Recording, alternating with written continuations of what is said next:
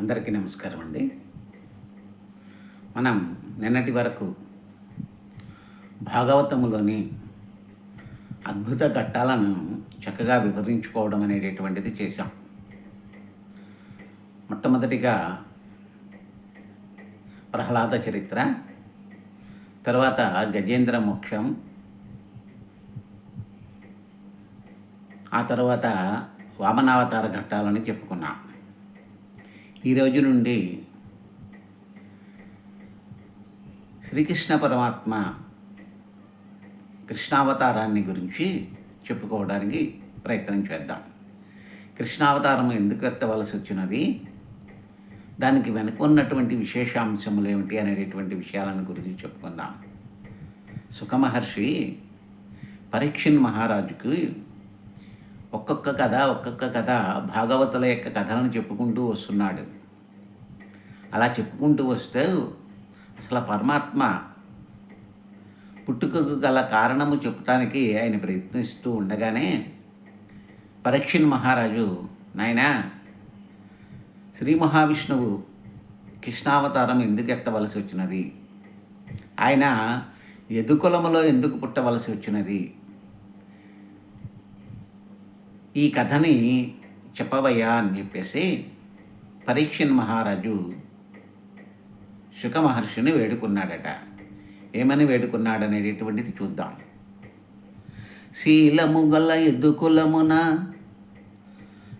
ఎలా పుట్టెను మహాత్ముడీశుండు, విష్ణుండు ఏ లీల మెలగే నెయ్యే వేళల ఏమేమి చేసే వివరింపు తగన్. పరీక్షణ్ మహారాజు అడుగుతున్నాడట. శీలము గల యదుకులమునన్ ఎలా పుట్టెను మహాత్ముండు ఈశుండు, విష్ణుండు ఏ లీల మెలగెన్ ఎయ్యే వేళల ఏమేమి చేసెన్ వివరింపు తగన్. నాయనా, పవిత్రమైనటువంటి మనస్సు కలిగినటువంటి ఆ మహావిష్ణువు యాదవ కులములో పుట్టవలసినటువంటి అవసరం ఏమొచ్చినది, ఎలా జన్మించాడు,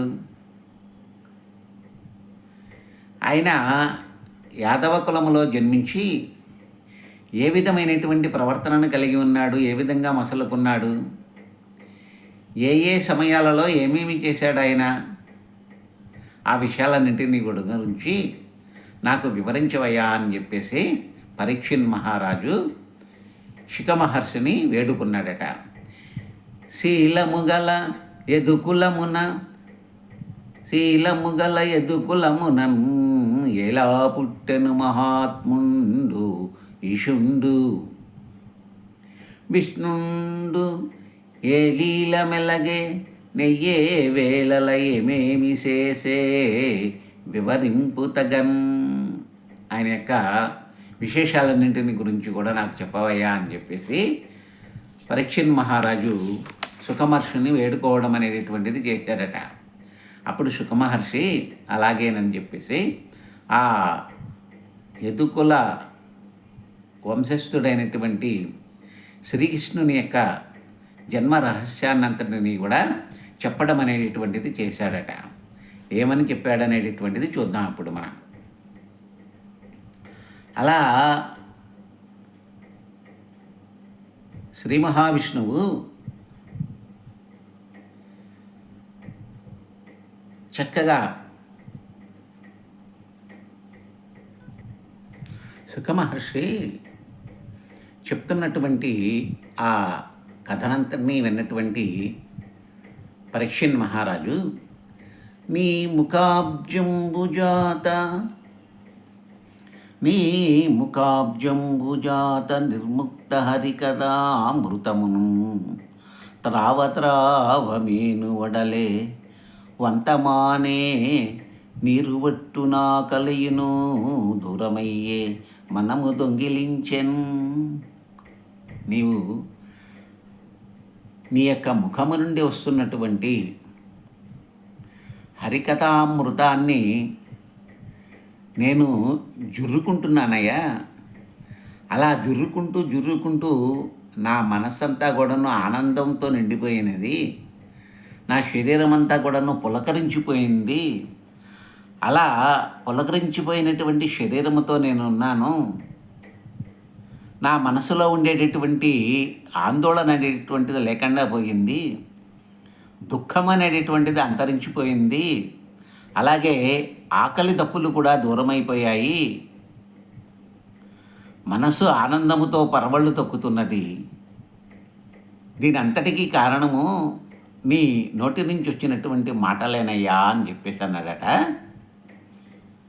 పరీక్షణ్ మహారాజు శుక మహర్షితో. అప్పుడు విష్ణు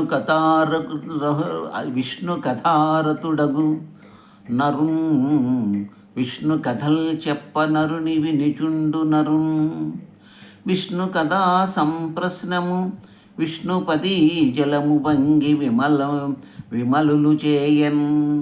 శ్రీ మహావిష్ణువు యొక్క పాదము నుంచి పవిత్రమైనటువంటి గంగ ఎలా పుట్టిందో అదేవిధంగా సుఖమహర్షి యొక్క నోటి నుంచి విష్ణు కథా గానం అనేటటువంటి అమృతము పుట్టుకొచ్చిందట. అటువంటి అమృతాన్ని నేను ఆస్వాదిస్తున్నానయా అని చెప్పేసి గర్వంతో చెప్పుకుంటున్నాడు పరీక్షణ్ మహారాజు.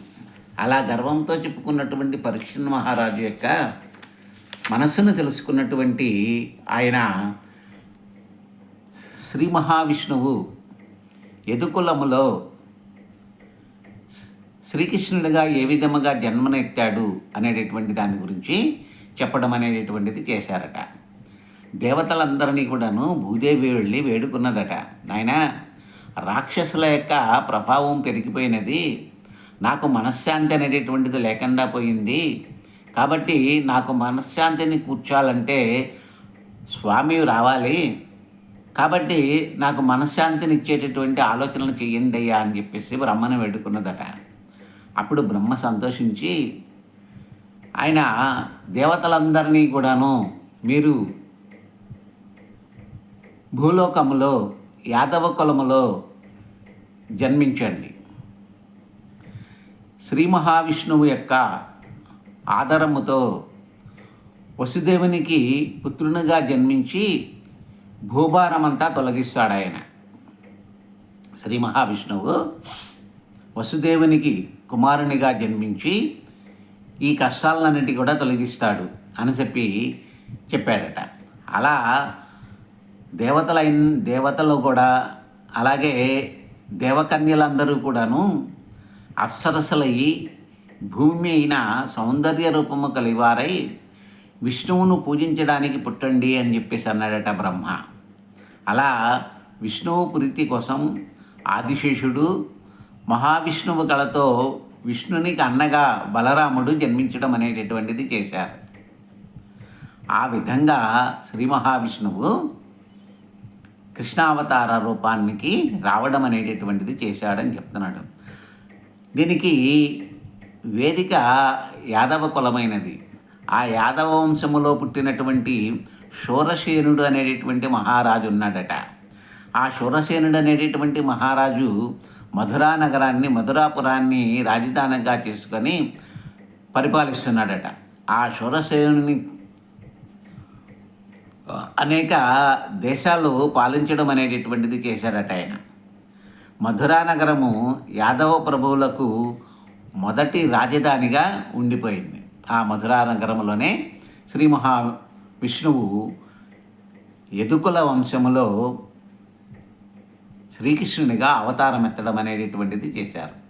ఆ శూరసేనునికి కుమారుడున్నాడట. వాడు వసుదేవుడు అనేటటువంటి వాడు. ఆ వసుదేవుడు దేవకీదేవిని వివాహం ఆడాడట. ఒకనాడు భార్యతో కలిసి రథం ఎక్కి బయలుదేరాడట ఆయన వసుదేవుడు. తన భార్య అయినటువంటి దేవకీదేవిని రథం మీద కూర్చోబెట్టుకొని బయలుదేరాడట. అప్పుడు ఈ ఉగ్రసేనుని యొక్క కుమారుడైనటువంటి కంసుడు తన చెల్లి యొక్క ప్రయాణానికి సంబంధించినటువంటి రథాన్ని స్వయంగా నేనే తోలుతానని చెప్పేసి ఆ రథం ఎక్కి కూర్చొని ఆనందంగా తన యొక్క చెల్లిని, మరిదిని, బావమరిదిని కూడా ఇద్దరిని రథం మీద కూర్చోబెట్టుకొని మనోవేగముతో రథాన్ని ముందుకి దూకించడం అనేటటువంటిది చేశాడట. అటువంటి సమయమున అక్కడ ఉన్నటువంటి వారందరూ కూడా భేరీలు, మృదంగాలు, శంఖాలు, డప్పులు, రాజలాంఛనాలన్నీ కూడా జరిగాయట. అలా వెళుతున్నటువంటి సమయమున కొంత దూరం వెళ్ళేసరికి అక్కడ ఆయనకి ఒక ఆకాశవాణి నాదం వినిపించిందట. ఆకాశవాణి పలుకులు వినిపించాయట. ఏమని? కంసుడు గుర్రాల పగ్గాలను సడలించి రథం వేగంగా నడుపుతున్నటువంటి సమయమున ఆకాశవాణి నుంచి ఇలా వినిపించిందట. ఏమని వినిపించింది? తుష్టయగు భగిని మెచ్చగా విష్ణువై రథము గడిపే, ఇష్టుడవై రథము గడిపే, తెరవుగా మీరన్ శిష్టయగు నీతలోదరి, అష్టమ గర్భంబు నిన్ను హరించుచుమీ. ఒక్క మాట చెప్పిందట ఆ ఆకాశవాణి. ఏం చెప్పింది? తుష్టయగు భగిని మెచ్చగా, అంటే సంతృప్తితో మనసుతో ఉన్నటువంటి నీ చెల్లెలు నిన్ను మెచ్చుకోగా, ఇష్టుడవై రథము గడిపి, రథమును నడపడానికి ప్రయత్నం చేశావు, తెరువుగా మీదన్ శిష్టయగు నీతలోదరి, నీ చెల్లి అయినటువంటి ఆమె యొక్క, అంటే దేవకి యొక్క అష్టమ గర్భంబు నిన్ను హరించుజుమి, 8వ కుమారుడు నిన్ను సంహరిస్తాడయా అని చెప్పేసి ఆకాశవాణి చెప్పిందట. ఆ ఆకాశవాణి పలుకులు విన్నాడట కంసుడు. ఈ కంసుడు ఒకసారిగా ఉలిక్కి పడ్డాడట. ఎందుకనట? తుష్టయగు భగిని మెచ్చగా, ఇష్టుడవై రథము గడిపే, తెరువుగా మీదన్ శిష్టయగు నీతిలోదరి, అష్టమ గర్భంబు నిన్ను హరించుజుమి. నీ చెల్లెలకు పుట్టినటువంటి 8వ కుమారుడు నిన్ను చంపేస్తాడయా అని చెప్పేసి ఆ ఆకాశవాణి చెప్పడిన పలుకులు విన్నాడట. ఎవరు? కంసుడు. విని ఏం చేశాడట? ఒకసారి కంగారు పడిపోయాడట. భయం పట్టుకుందట ఆయన. ఆ భయంతో ఆయన ఏం చేస్తున్నాడో అర్థం కాలేదట. అర్థం కాక ఏం చేశాడట? అప్పటి వరకు చక్కగా ఆనందంగా తన చెల్లెలని చూసుకున్నటువంటి ఆ కంసుడు ఒక్కసారి ఆగ్రహ ఆవేశాలకు లోనైపోయాడట. అగ్ని జ్వాల వల్లే మండిపోయాడట. వెంటనే కంసునితో వసుదేవుడు అమృతధారల వంటి తన చల్లని మాటల చేత అతనిని కొంతవరకు శాంతింపజేస్తూ ఇలా అన్నాడట. ఎప్పుడైతే కోపం తెచ్చుకున్నాడో కంసుడు, ఆ కంసుని యొక్క కోపాన్ని తగ్గిస్తూ వసుదేవుడు అలా అన్నాడట. ఏమయ్యా, ఇప్పటి వరకు బాగానే ఉన్నావు కదా, చక్కగా నీ చెల్లిని ఎంతో అభిమానంగా చూశావు, కావలసినటువంటి కానుకలన్నీ కూడా సమర్పించావు నీ చెల్లికి, అంత చక్కగా చూసుకున్నావు. ఏదో పనికి మాలినటువంటి మాటలు విని నీవు ఈ విధంగా కోపం తెచ్చుకోవడం అనేటటువంటిది మంచిది కాదు అని అన్నాడట. అన్నవు నీవు చెల్లెలికి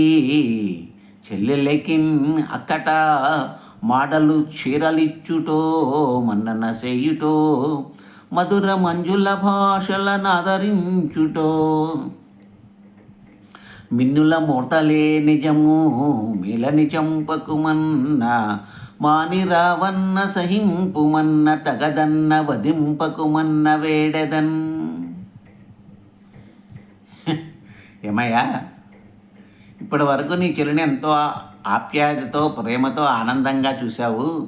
స్వయంగా నీవే మమ్మల్ని ఇద్దరినీ కూడా రథం మీద కూర్చోబెట్టి చక్కగా రథాన్ని నడపడం అనేటటువంటిది చేశావు.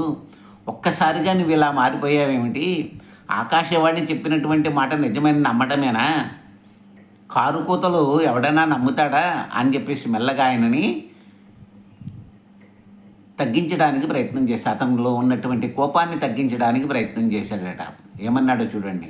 అన్నవు నీవు చెల్లెలికి అక్కడ అక్కట మాడలు చీరలిచ్చుటో. నీవు అన్నవయ్యా చెల్లెలికి. ఎక్కడన్నా అన్న చెల్లెలికి డబ్బులో, లేకపోతే చీరలో, లేకపోతే మెచ్చుకోళ్ళలో ఇవ్వడం అనేటటువంటిది చేస్తారు. మధుర మంజుల భాషలతో చక్కగా సంభాషించడం అనేటటువంటిది చేస్తారు. మిన్ను మ్రోతలు ఏ నిజమని, ఆకాశము వాణి చెప్పినటువంటి మాటలే నిజమనేటువంటి భావనతో నీవు ఈ విధంగా నీ చెల్లిని చంపడం అనేటటువంటిది ధర్మం కాదయా. నన్ను సహింపుమన్నా రావన్నా, ఇంకా ఆమె దగ్గర నుంచి యువతలకు రావయ్యా నువ్వు. సహింపుమన్నా, ఆమెను క్షమించు. తగదన్నా, నీలాంటి వాడికి ఇది తగినటువంటి పని కాదు. వధింపకుమన్నా, నీ చెల్లిని నువ్వే చంపవద్దయా అన్నాడట. అని వేడేదాన్ని, నిన్ను వేడుకుంటున్నానయ్యా, నీ చేతులతో ఇప్పటి వరకు చక్కగా చూపినటువంటి నీ చెల్లిని నీవు సంహరించడం అనేటటువంటిది ధర్మము కాదు అన్నాడట. ఎంత చక్కగా అనునయించి మాటలతో పోతన గారు రాశారో చూడండి. అన్నవు నీవు చెల్లెలికి అక్కట మాటలు చీరలిచ్చుటో, మన్నన సేయుటో, మధుర మంజుల భాషలనాదరించుటో, మిన్నుల మృతలే నిజము మేలని చంపకుమన్నా, మాని రావన్నా, సహింపుమన్న తగదన్న, వధింపుకుమన్న వేడదన్. ఒక్కసారిగా నువ్వు ఇలా మారిపోయావేమిటయా? చివరికి చెల్లినే చంపేయడానికి ప్రయత్నం చేస్తున్నావేమిటి? ఆకాశవాణి ఏదో మాటలు వినిపించాయనుకో, ఆ మాటలు నిజమని చెప్పేసి నమ్మేయడమేనా? ప్రేమగా చూసుకున్నటువంటి చెల్లిని ఇలా చంపేస్తావా అని చెప్పేసి పాపం బర్తిమలాడుకున్నాడట కంసుణ్ణి వసుదేవుడు. అలా చెలియల్ కన్నియ ముద్దరాల బల, నీ సేమంబు చింతించు నిర్మల, దీనిన్ బయలాడు మాటలకునై మర్యాద బోదట్టి, సత్కుల సంజాతుండవు,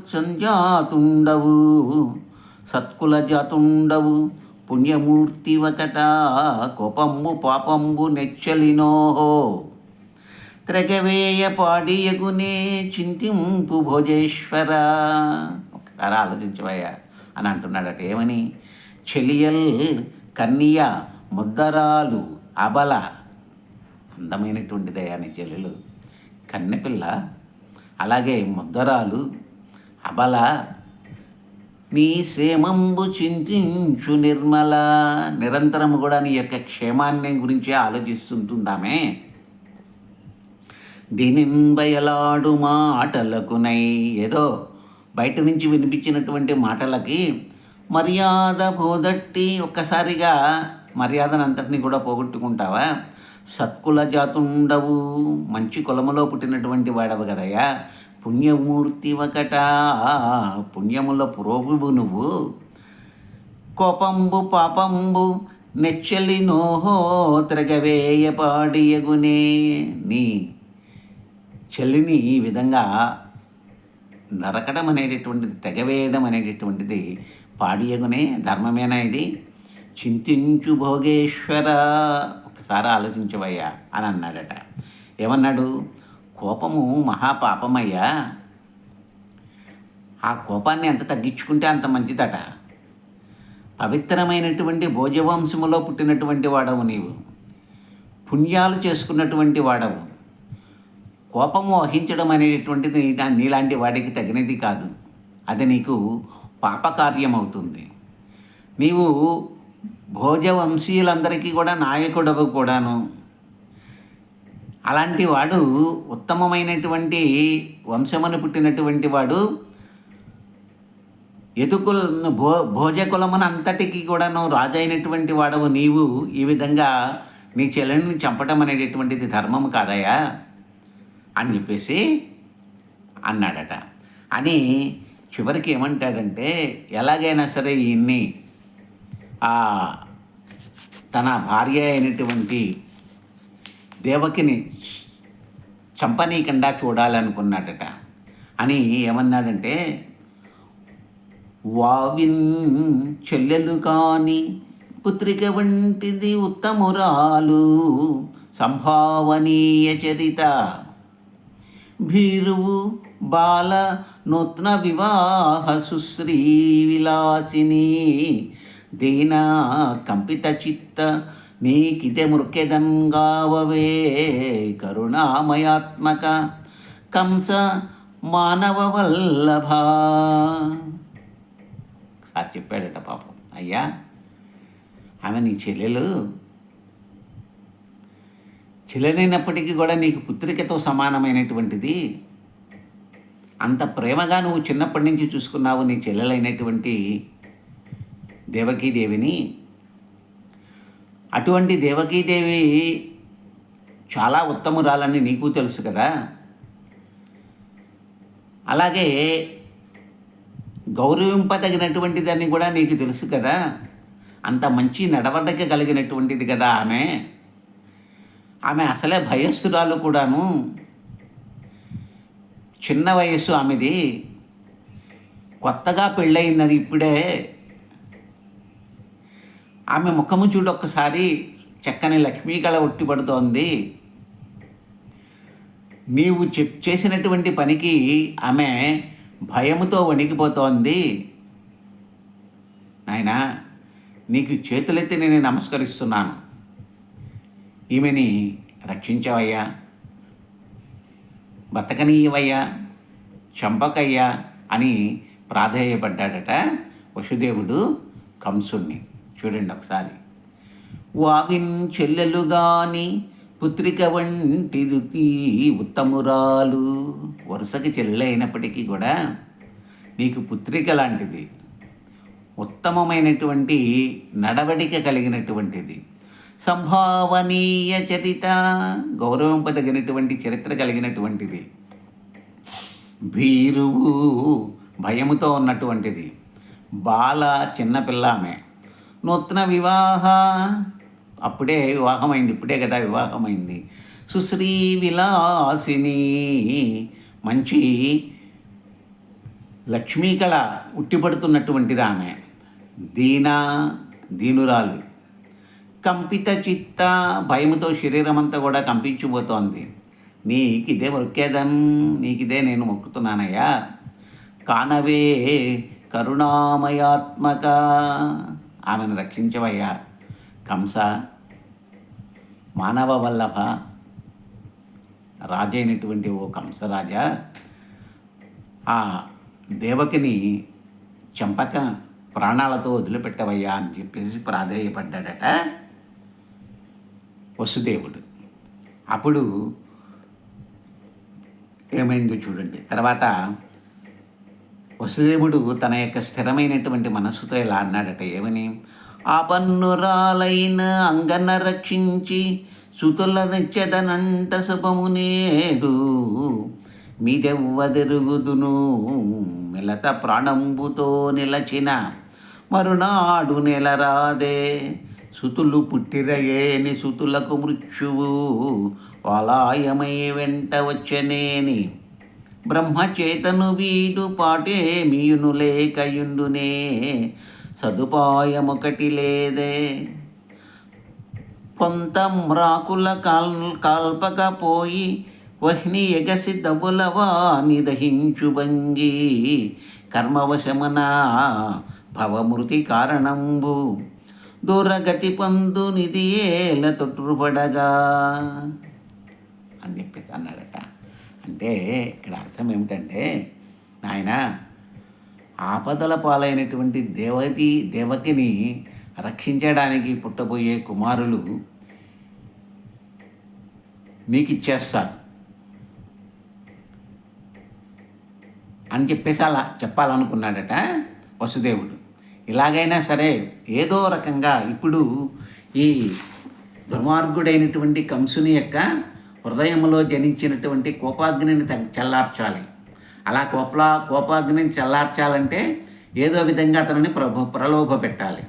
అలా ప్రలోభ పెట్టాలంటే ఏం చేయాలి అనేటటువంటిది ఆలోచించాడట వసుదేవుడు.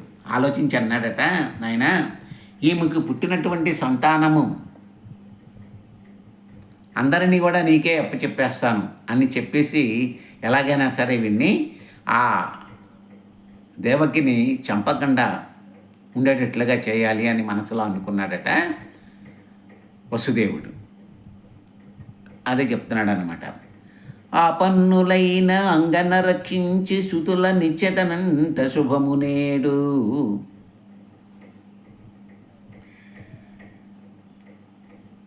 ఆ పన్నులైన అంగన రక్షించి సుతల నిత్యతనంట శుభము నేడు. మీ దెవ్వడెరుగును మిలత ప్రాణంబుతో నిలిచిన మరునాడు నేరరాదే సుతుల పుట్టిరయేని సుతులను మృత్యువు వలాయమై వెంట వచ్చనేని. బ్రహ్మచేతను వీడు పాటే మియును లేకయుండునే సదుపాయముకటి లేదే. పొంత మ్రాకుల కల్పకపోయి వహిని ఎగసి దవులవాని దహించు భంగి. కర్మవశమున భవమృతి కారణంబు దొరగతి పొందునిది ఏల తొట్టుపడగా. ఇంకా నేను అటు ఇటు ఆలోచించడం అనేటటువంటిది మానేయాలి. ఏదో విధంగా ప్రలోభ పెట్టి వీణ్ణి నా భార్య అయినటువంటి ఆ దేవకిని చంపకుండా చూడాలని చెప్పేసి మనసులో ఇలా ఆలోచించుకొని చెప్పాడట. ఏమని చెప్పాడు అనుకున్నాడట ఇలా అని. ఏమని? నా పుత్రుల్ని పుట్టిన పుత్రుణ్ణి పుట్టినట్లుగా నీకు అప్పచెప్పేస్తానయ్యా, కాబట్టి ఈమెను చంపొద్దు అని చెప్పేసి వాడిని ఎలాగలాగా వాటి మనసులో ఉండేటటువంటి కోపాన్ని తగ్గించడానికి ప్రయత్నం చేశాడట. కొడుకులనిచ్చెదనని సతి విడిపించుట నీతి. వీడు విడిచిన మీదన్ కొడుకుల పుట్టిన కార్యము తడబడదే నాటికొక్క దైవము లేడే. ఏమంతా కుమారులను ఇస్తానని మాట ఇచ్చి భార్యను విడిపించడం తెలివైన పని అనుకున్నాడట. వీడిప్పుడు వదిలితే చాలు ఎలాగోలాగా దేవని రక్షించితే చాలు అనుకున్నాడట.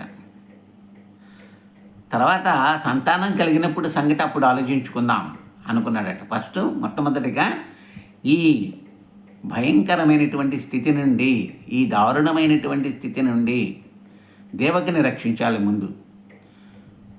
రక్షించిన తర్వాత కదా వాడికి కావాల్సింది అష్టమ గర్భం అన్నాడు కూడాను.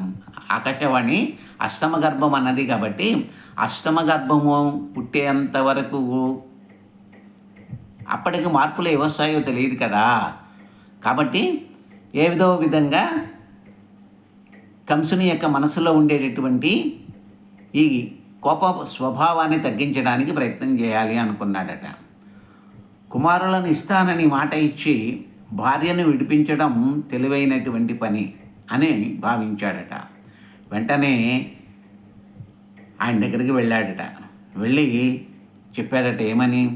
లలనకు పుట్టిన కొమరుని వలనం తెగెదనచు గగనవాణి పలికెన్. నంచలిగెదవేని మృగాక్షికి గల కొడుకుల చంపనిత్తు క్రమముగా నీకున్. లలనకు పుట్టిన కొమరుని వలనం తెగెదనుచు గగనవాణి పలికే. ఈ అబలైనటువంటి దేవకి కలిగినటువంటి సంతానం వలన నీవు చస్తావు అని చెప్పేసి ఆకాశవాణి పలికింది కదా. ఆ మాటలకు నీవు కోపం తెచ్చుకుంటావా? మృగాక్షికి గల కొడుకుల చంపనిత్తున్ అనుగ్రహం గ్రహ క్రమమున నీకున్. ఆ దేవికి పుట్టినటువంటి సంతానాన్ని అంతటిని కూడా పుట్టిన సంతానాన్ని పుట్టినట్లుగానే నీకు నేను అప్పగించేస్తానయ్యా అని చెప్పేసి అన్నాడట వసుదేవుడు. అప్పుడు కనుక వాడికి కొంచెం మనసు కుదుటపడలేదట. విడువక కంసుని యొగ్గులు పడి దేవకి నిఖిల దేవభావమును తనకేర్పడనేటనొకని లెక్కను కొడుకుల నెనమండ్రు నొక్క కూతుంగనియన్. వరుసగా అలాగా కొడుకులు ఒక కూతురుని కూడా సంతానంగా పొందిందట ఆమె. విడువక కంసుని ఎగ్గుల పడి దేవకి నిఖిల దేవభావము తనకేర్పడ నేటనొకని లెక్కను కొడుకుల నెనమండ్రు నొక్క కూతును గనియన్. మొత్తము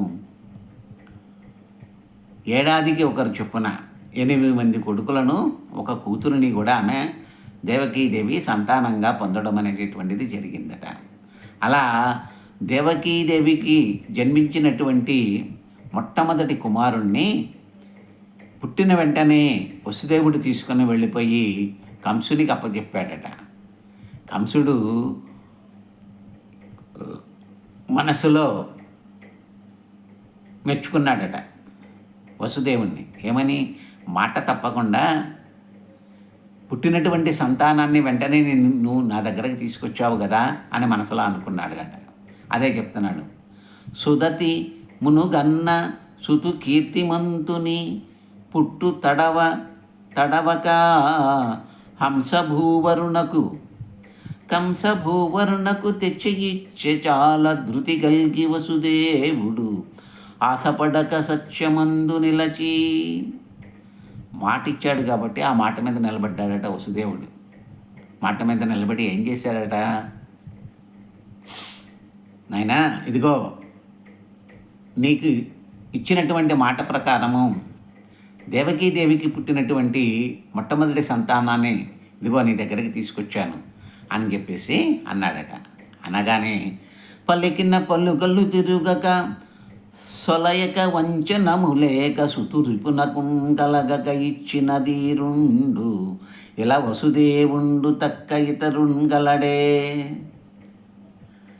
ఇచ్చిన మాట ప్రకారము ఎటువంటి ఆలస్యము చేయకుండా, మోసము చేయకుండా కన్న కొడుకును శత్రువుకు అప్పగించినటువంటి ధీరుడు వసుదేవుడు ఒక్కడే. ఇటువంటి వసుదేవుడు, ఈ వసుదేవుడు లాంటి వాళ్ళు భూమి మీద ఇంకెవరన్నా ఉన్నారు అసలు అని చెప్పేసి అన్నాడట పరీక్షన్ మహారాజు. అది చెప్తున్నాడు అనమాట ఇక్కడ.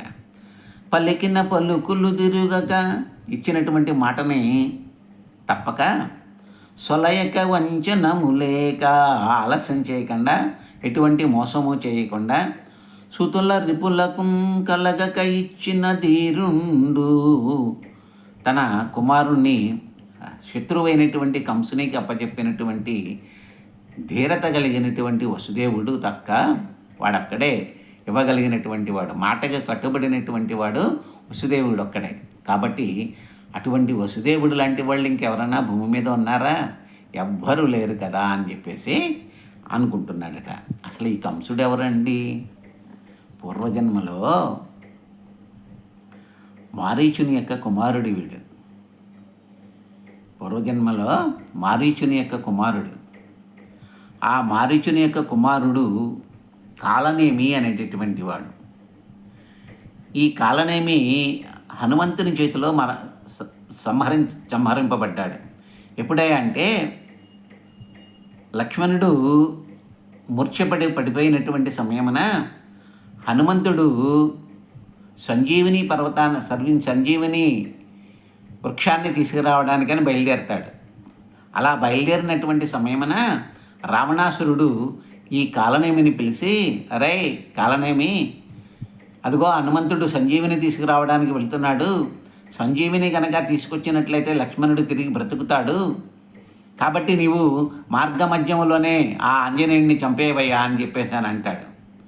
సరే అలాగే అని చెప్పేసి ఆ కాలనేమి ఏం చేస్తాడు, అలా హనుమాన్ వెళ్తున్నటువంటి దారిలో మధ్యలో ఆయన అడ్డగించి, నాయన నీకు శుభం జరుగుతుంది, ఇదిగో ఇక్కడ ఉన్నటువంటి కొలనంలో నీవు చక్కగా స్నానాలు అవి ఆచరించిరా, నీకు శుభం కలుగుతుంది అన్నాడట. వాడి ఆలోచన ఏమిటి? ఆ కొలంలో క్రూరమైనటువంటి ముసళ్ళకు నిలయం ఆ కొలనంతా కూడాను.